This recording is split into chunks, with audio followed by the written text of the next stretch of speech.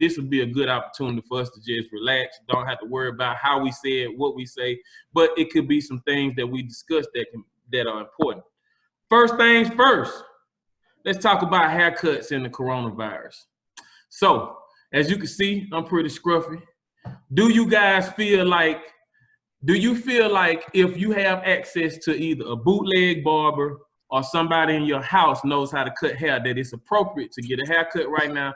Or do you feel like we're in this together, as they're saying on TV, and we should all represent the struggle of quarantine? James, you up?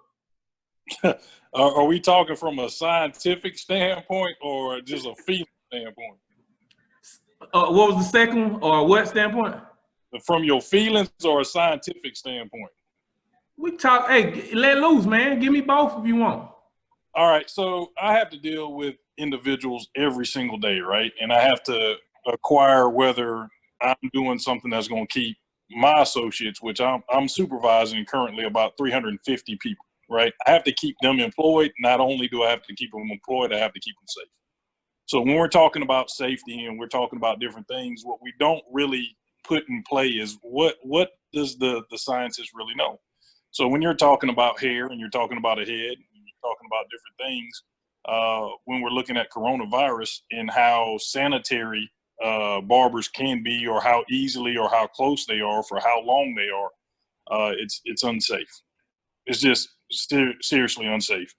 People don't even know why you wear hair nets at restaurants. It's not to stop the hair from getting in your food. It's from you to stop digging in your scalp so you can pass staph infection to everybody else. You see what I'm saying? So if you got to do that at a restaurant, imagine what a barber would have to do to protect himself from a coronavirus that is highly contagious. It's not contagious, it's highly contagious. So with that being said, from a business standpoint, scientific standpoint, I understand it. From a feeling standpoint, and how, America, we're going to chase the dollar. That's what we're going to do. We ain't worried about morals. We ain't worried about lives. If you really want to be honest with you right now, I think most people have chalked up what's the amount of people that can die before we actually react to it. Because we know 60,000 don't matter. Speaking from an African-American male standpoint, hell, we 30 million African Americans. You lose 60,000 of us, which 50% of the people dying from corona is black. We need to be watching. We need to be learning. Put some more wrinkles on your brain.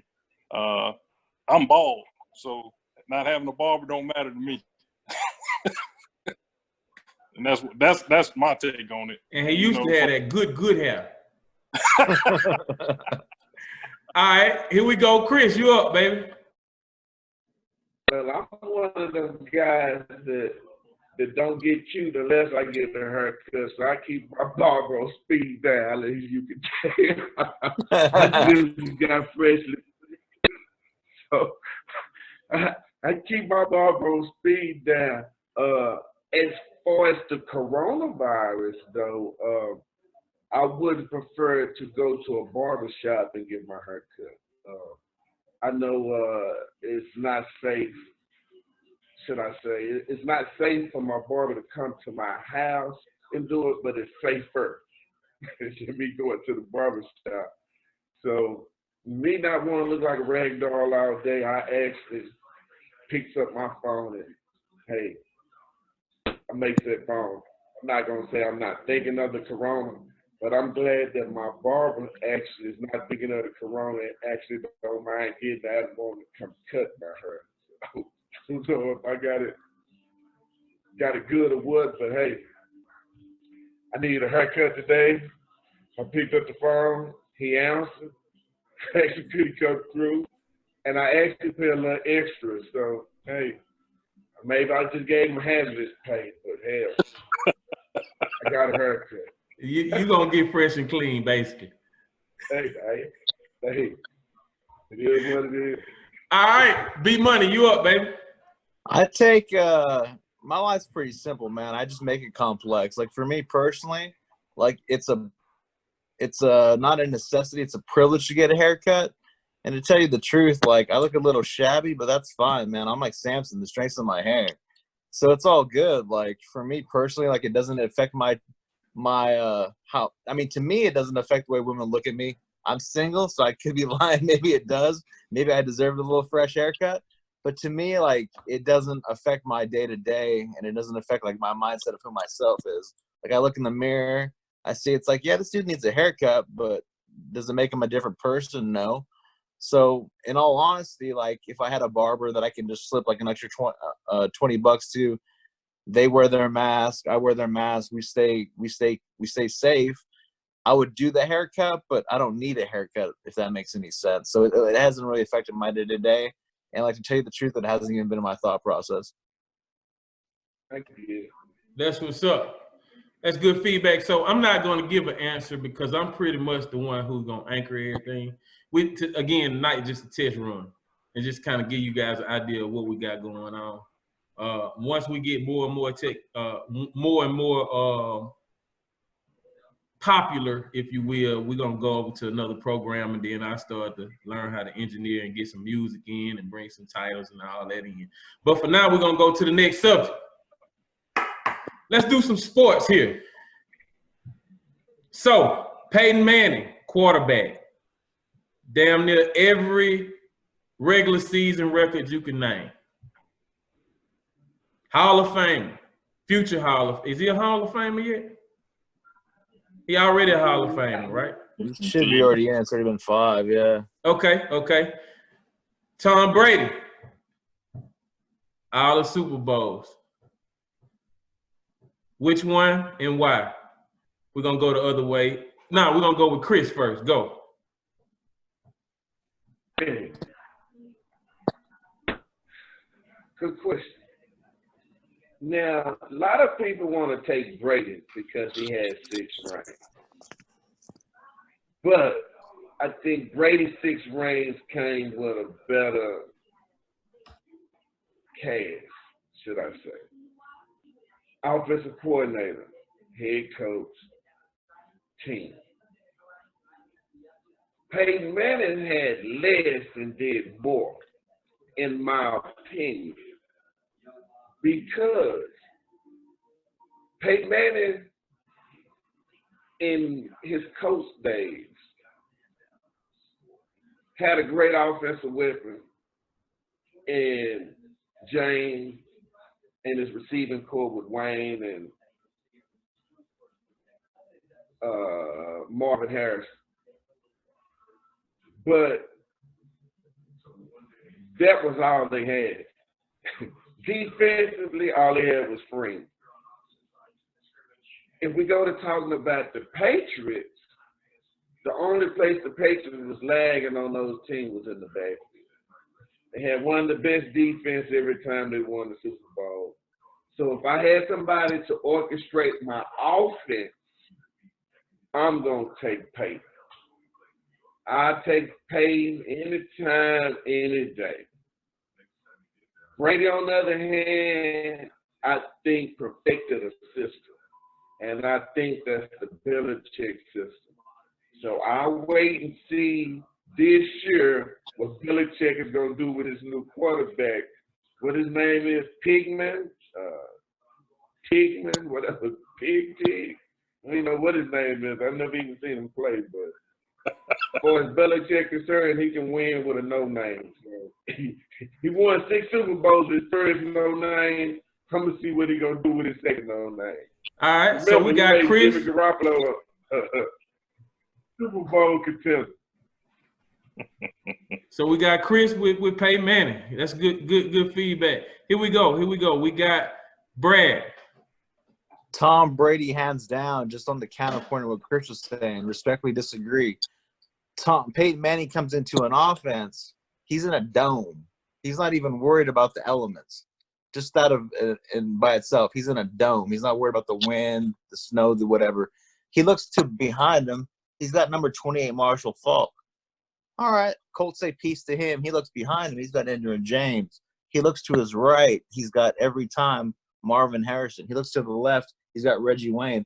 Who's Tom Brady's homeboys? He's got Deion Branch, Super Bowl MVP. Deion Branch. Why? How? I don't know. Ask Tom. He's got David Givens. He's got Troy Brown. He's got Antoine Smith. He's looking behind. Like just the fact of the matter of the talent differentiator that Peyton walked into and Tom Brady succeeded with. Like, because Tom wasn't winning rings with these cats. Like, he's making Antoine Smith from the University of Houston a Super Bowl champ. He's making David Givens a differentiator in a Super Bowl game.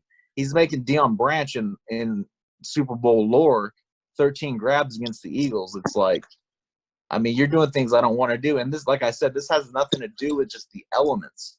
Like, he's not dealing, like, in the snow. Like, am I going to have to throw this fade an extra 2 yards to the outside because the wind's going to go blow it back to the inside of the field? Like, Peyton Manning's constrained by the dome. Hall of Famers all over the field with a offensive scheme that's like geared to winning towards them. Peyton Manning's outstretched, or Tom Brady has a different guy every year. I mean, he did get a guy from friggin' named Randy Moss that kind of changed the game, but other than Randy Moss and like Wes Welker that adapted later to the system, and a guy like Danny Amendola, who they created just repetition. I mean, just the fact that he can make these no-name players succeed at the highest level possible just blows me away. Don't forget Gronk. Don't forget Hernandez. But no, he got Gronk, but that's like, this is 4 years in the game. Like he didn't even have Ben Watson to start off with. He had like Michael Huma, blah, blah, blah, blah from the University of Illinois. All right. Cut. So we got 6 minutes. And I want to y'all want to do another, because I'm on the free zone. We could do another one if y'all want. It doesn't matter. All right, so if this one runs out, I'm going to send y'all another Zoom and we'll get it wrapped up. James, Tom Brady, Peyton Manning. I'm going to go with Tom Brady. And is simple quote, not everything that can be counted counts, and not everything that counts can be counted. You want to look at individuals and talk about what one individual does. Again, from a leadership standpoint, his demeanor, what he takes on, and the weight he carries for his team. Peyton, he was a franchise player, but, if he enters the building, if he enters the team, there's things that he's doing that's changing the dynamics when Tom is leading. So that's what I see in the difference. And I would rather take a leader who can hold the team together or take new talent and elevate them, whether it's a Hall of Fame talent or not. But, I want somebody who can control the team. And I think he's just a better leader. So I'm going to do that on the abstract, not on the concrete. All right. Well, typically I wouldn't give my opinion, but I'm going to step in and give it this time.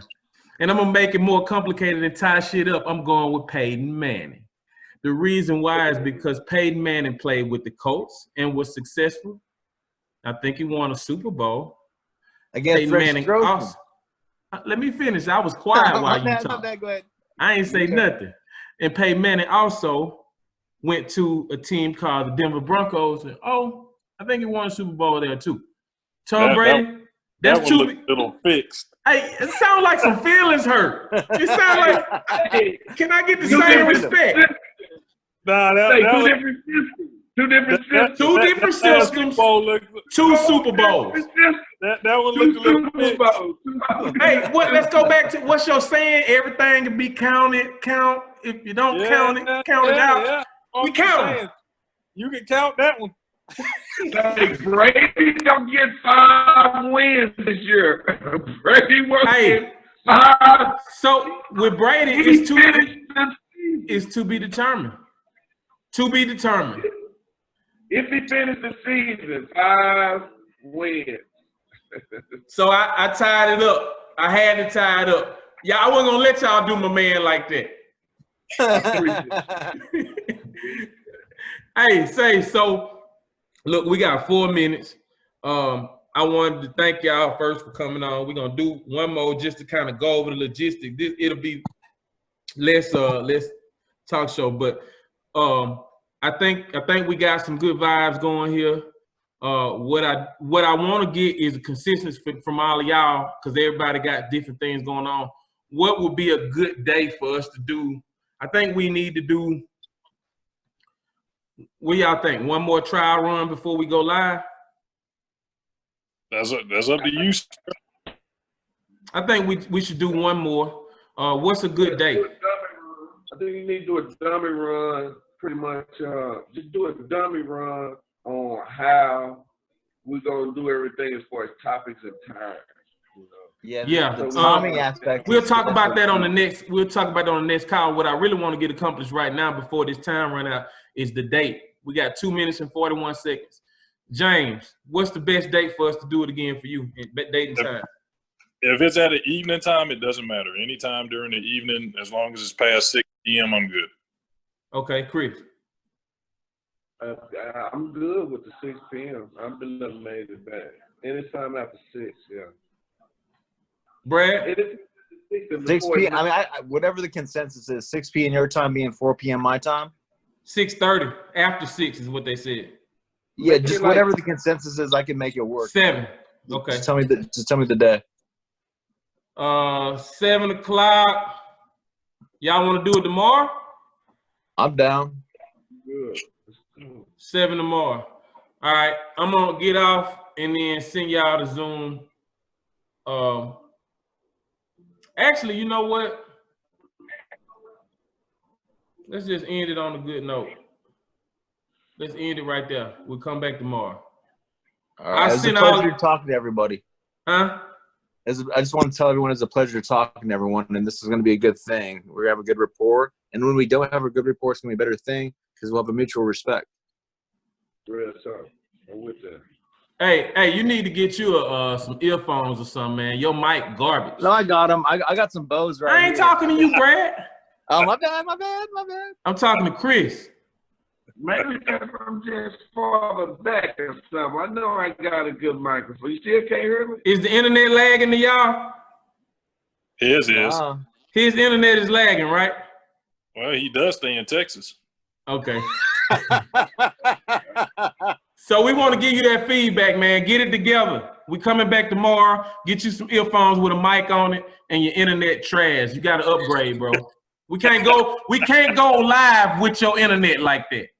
Hey, take Austin headphones on. Please take Austin headphones. Fuck you.